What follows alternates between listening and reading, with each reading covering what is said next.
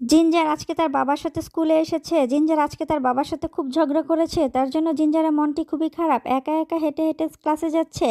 হঠাৎ করে পপ্পি তাকে দেখলো, এসে তাকে জড়িয়ে ধরলো। পপ্পি হচ্ছে জিঞ্জারের গার্লফ্রেন্ড। তারা দুজন মিলে ক্লাসে যাচ্ছে, তারা দুজন মিলে ক্লাস করছে। হঠাৎ করে দুটো দুষ্টু ক্যাট এসে এখানে প্র্যাঙ্ক করার জন্য আগুন ধরিয়ে দিচ্ছে, আর পুরো স্কুলে আগুন ধরে গিয়েছে। এখন তারা কি করবে? তারা চিৎকার করছে, তারা খুবই ভয় পাচ্ছে, আর আশেপাশে পুরোটা আগুন ধরে গিয়েছে। এখন তারা বের হতে পারছে না। তারা কিভাবে বের হবে? তারা খুবই ভয় পেয়ে গিয়েছে।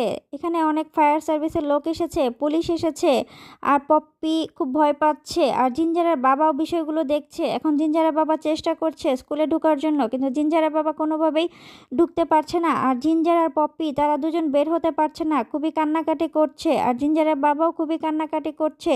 তোমাদের যদি খুব কষ্ট লাগে তাহলে একটি লাইক দিয়ে দাও, তাহলে তারা খুশি হয়ে যাবে।